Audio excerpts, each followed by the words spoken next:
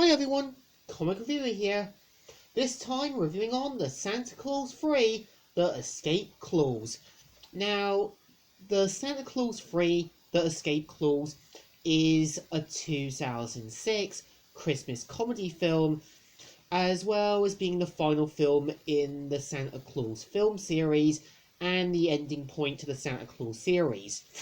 Now, the premise of the film is meant to follow Scott Calvin after 12 years after taking the mantle of Santa with his married wife Carol, who is now a teacher at the North Pole. We see how her and Scott are preparing for their new baby, and you can kind of tell that Scott is afraid that he's going to fail as a father again, and you can kind of tell that he wants to keep everything perfect.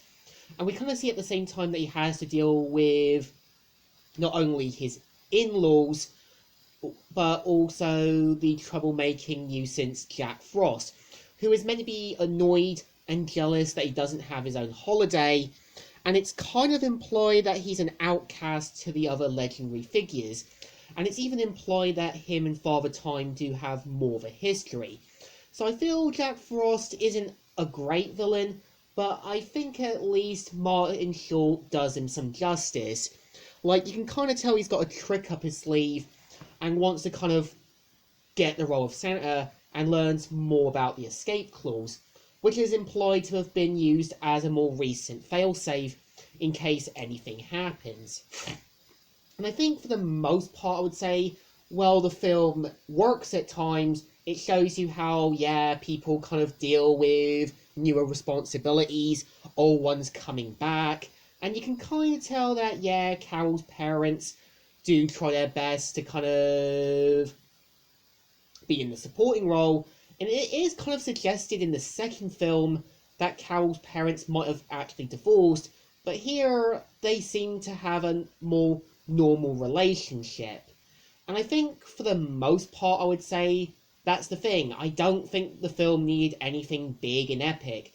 It just had a normal story with a kind of position where characters either bicker and argue. You kind of see it more like in real life. And the story does copy a little bit from It's a Wonderful Life near the end.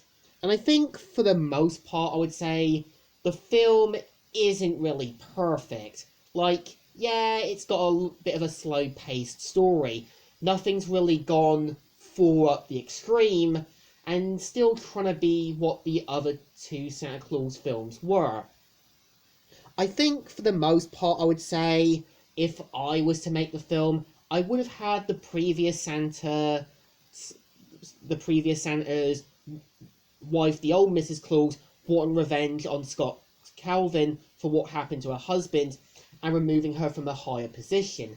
Have it that she kind of manipulates in a way to kind of take over the powers of Santa, leaving Scott and the others to try and solve the problem. But here it's a kind of normal story. It doesn't add anything bigger on the table.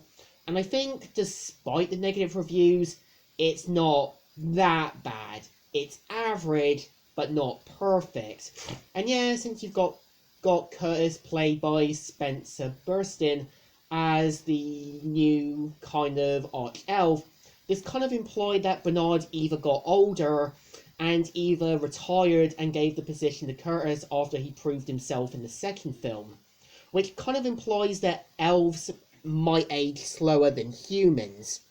So I think for the most part, the Santa Claus 3, The Escape Clause, is not great, but at least it's trying to live up to the original. So I think it deserves a thumbs in the middle. Kind of alright, but kind of okay. And I think the film series isn't one of the best, but it's still trying to keep up to what the first film was, showing you repercussions from the second one, and a newer repercussion with the third one. So I think it deserves, as a series, a thumbs up. Still good, and still alright. So, Comic Reviewer here, signing out.